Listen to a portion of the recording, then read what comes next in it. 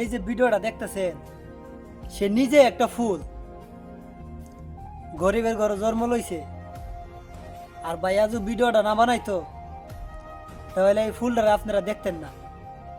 আমাদের বাংলাদেশে পরাই মানুষ ওই ফুল বিক্রেতা ভাইরাল হইতেছে, 2-3 দিন মনে রাখে, পরে সবাই বুইলালা ভিউ কামানি শেষ হয়ে যাগা, পরে তাদের কথা আর মন তাই না।